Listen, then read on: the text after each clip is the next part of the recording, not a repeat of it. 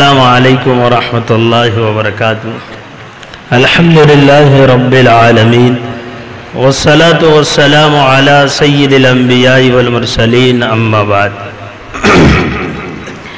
اس مبارک مجلس کے اندر یہ بندہ اپنے بزرگوں سے استفادے کی غرض سے یہاں پر حاضر ہوا، لیکن اچانک ہمارے جمعیت کے صدر، ہمارے تعلقے کے حضرت مولانا ذکی اللہ صاحب دامت برکاتہ العالیہ نے کچھ بات آپ کے سامنے عرض کرنے کی درخواست کی۔ یہ تو ایسی نورانی اور عرفانی مجلس ہے کہ اس مجلس کے اندر محض اللہ کے فضل و کرم سے بڑی بڑی شخصیات حاضر ہے۔ ایک شخصیت دارالعلوم دیوبند سے آئی ہے، اور دارالعلوم دیوبند کے بارے میں ہم نے اپنے بزرگوں سے سنا ہے کہ وہ ایک الہامی درسگاہ ہے، اور یہاں تک کر بزرگوں سے بات سننے میں آئی ہے کہ جناب محمد الرسول اللہ صلی اللہ تعالی علیہ وسلم کے اشارے پر آقا علیہ السلام کے اشارے کے ذریعے سے وہ درسگاہ کی بنیاد رکھی گئی۔ تو جس کا اس درسگاہ سے اور دیوبند سے، دارالعلوم سے تعلق ہو جائے تو نسبت کے بدل جانے سے قیمت بدل جاتی ہے، ورنہ ہر عالم اور ہر عالم دین اپنی ذات میں ایک مقام رکھتا ہے۔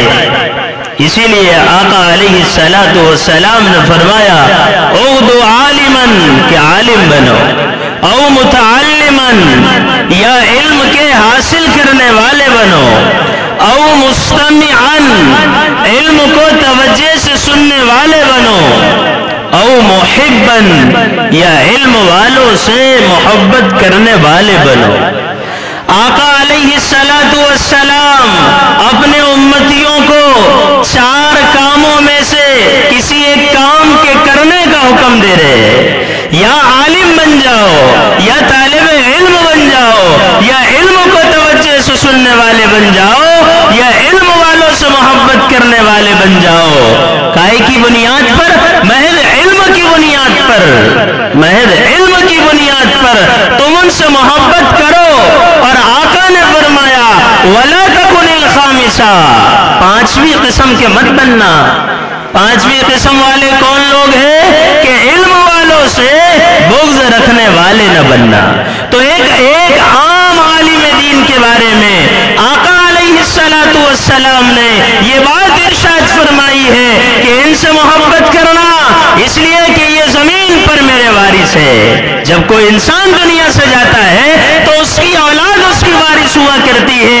آقا علیہ السلام نے فرمایا العلماء ورثۃ الانبیاء، یہ جو زمین پر علماء تمہیں نظر آ رہے ہیں یہ ہمارے وارث ہے، اور صرف میرے وارث نہیں، میرے سے پہلے دنیا میں جو انبیاء آئے ہیں ان سب کے یہ وارث ہے۔ تو یہ تو ایک عام عالم دین کے بارے میں آقا علیہ السلام نے ارشاد فرمایا۔ اور پھر ایک عالمی درسگاہ، ایک عالمی دارالعلوم جہاں سے ایک شخصیت اس مجلس میں آئی ہے، بتاؤ یہ مجلس کتنی نورانی اور کتنی عرفانی مجلس ہے۔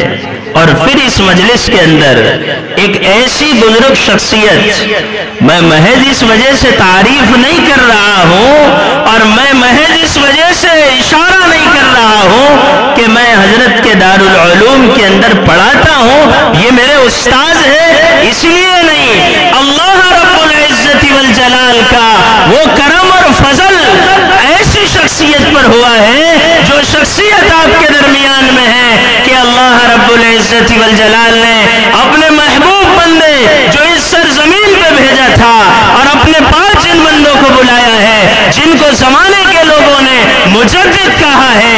اللہ نے اپنے فضل و کرم سے ان بزرگوں کی باتیں، ان بزرگوں کے جو بیانات تھے اس کو شائع کرنے کا ذریعہ اور سبب بنایا ہے۔ اور میں آپ کو بتاؤں سبب کیسے بنایا ہے۔ کہ حضرت جی مولانا یوسف صاحب رحمت اللہ علیہ کے بیانات جب حضرت جی مولانا عمر صاحب رحمت اللہ علیہ نے ہمارے حضرت مفتی صاحب کے حوالے کیے تو حوالے کرنے کے بعد تقریباً 12 سال ایسے گزر گئے کہ حضرت نے اس کام کو انجام نہیں دیا۔ ایک رات آتی ہے، یہ حضرت بیت اللہ کا سفر کر کے آتے ہیں، حضرت جی مولانا یوسف صاحب رحمت اللہ علیہ حضرت کے خواب میں آتے ہیں، حضرت کا ہاتھ پکڑتے ہیں اور حضرت کو چکر لگاتے ہیں اور پھر حضرت کو کچھ سمجھاتے ہیں، لیکن وہ بات میں نے حضرت سے خود براہ راست سنی کہ سمجھایا کیا وہ بات میرے سمجھ میں نہ آئی، لیکن حضرت نے مجھے چکر لگایا اور ایک اونچے ٹیلے پر لے کر گئے اور اس کے بعد جب آنکھ کھلتی ہے تو تقریباً 6 مہینوں کے اندر حضرت جی مولانا یوسف صاحب رحمت اللہ علیہ کے بیانات شائع ہو جاتے ہیں۔ ایسی شخصیت بھی ہمارے درمیان حضرت مفتی روشن صاحب دامت برکاتہم العالیہ کی شکل میں موجود ہے، اور بھی مزید یہاں پر بڑے بڑے مشائخ بیٹھے ہوئے ہیں، دارالعلوم حسینیہ کے شیخ الحدیث بھی ہے، اور بھی بزرگ ہیں، میں نے اتنی نظر ابھی تخت پہ نہیں ڈالا ہوں، تو ایسے بزرگوں کی مجلس میں آ جانا یہ بڑی سعادت کی بات ہے۔ لیکن میں آپ سے گزارش کرتا ہوں کہ جب بھی ایسے اللہ والے، ایسے بزرگ، ہمارے اکابر علماء مشائخ جب کوئی پروگرام رکھے تو ہم اس میں ضرور شرکت کریں اور دوسروں کو بھی لانے کی کوشش کریں، اور اس پروگرام کے ذریعے سے اپنے زندگی کو تبدیل کرنے کا ارادہ کریں، کیونکہ یہ پروگرام محض پروگرام کی نہ ہو، یہ پروگرام برائے پروگرام نہیں ہے، یہ آج کی اس نورانی اور عرفانی مجلس میں ہمیں اپنی زندگیوں کے رخ کو تبدیل کرنا ہے، ہمیں اللہ کے قریب ہونا ہے، جناب محمد الرسول اللہ صلی اللہ تعالی علیہ وسلم سے ہمارا رشتہ مضبوط ہونا چاہیے۔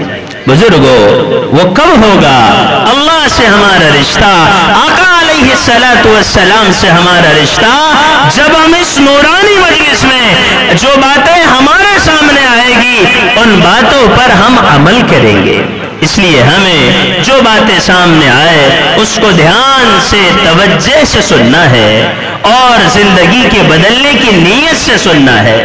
اور آخری اہم اور ضروری بات یہ ہے کہ اب لوگوں کا مزاج یہ ہو چکا ہے کہ بہت سارے دین کے کام ایسے ہیں جن کاموں کو وہ اہمیت نہیں دیتے، بلکہ جو آدمی جو کام کر رہا ہے اور جس دینی محنت میں وہ لگا ہوا ہے، جس کام کو وہ انجام دے رہا ہے، وہ اسی کو دین سمجھتا ہے۔ یہ انتہائی جہالت کی بات ہے۔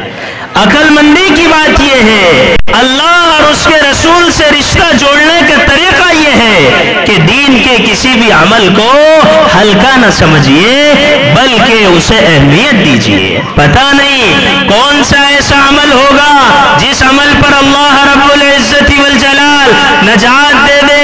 علامہ ابن حجر اسقلانی رحمت اللہ علیہ ہیں، کئی کتابوں کے مصنف ہیں، ایسی بخاری کی شرح لکھی، فتح الباری جس کا نام ہے، جس کو دنیا جانتی ہے، ساری دنیا میں اہل علم اس کا مطالعہ کرتے ہیں، لیکن وہ علامہ ابن حجر اسقلانی ایک دن اپنی قلم سے کتاب لکھ رہے ہیں، لکھتے لکھتے سیاہی میں قلم کو ڈبایا جاتا تھا اور پھر کتابت کی جاتی تھی۔ اچانک لکھتے لکھتے ایک مکھی آ گئی۔ جب مکھی آ گئی تو انہوں نے اپنی قلم کو روک دیا کہ مکھی ہو سکتا ہے پیاسی ہو، رک گئے تاکہ یہ مکھی اپنی پیاس کو بجھا لے۔ جب وہ مکھی اڑ گئی تو لکھنا شروع کیا، مکھی کے انتظار میں کون سا بندہ رک رہا ہے جس کے بارے میں علماء نے لکھا ہے کہ جب وہ اپنے قلم کو درست کرتے تھے تو اس کے دوران بھی اللہ کا ذکر کرتے تھے تاکہ میرا یہ وقت بھی ضائع نہ ہو جائے۔ اتنے بڑے آدمی، لیکن مکھی کی وجہ سے لکھنے کو روک دیا ہے، کیونکہ جو اللہ کا جتنا محبوب بندہ ہوگا وہ ہر عمل کو اہمیت دے گا، اور جو اللہ سے کٹا ہوا ہوگا وہ کہے گا یہ ضروری، یہ غیر ضروری، یہ صحیح، یہ غلط، وہ اسی چکر میں رہے گا۔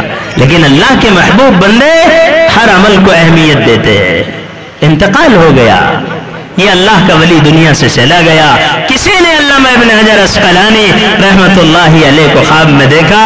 یہ علامہ ابن حجر اسقلانی کا نام ایسا ہے کہ ہر گھر میں لیا جاتا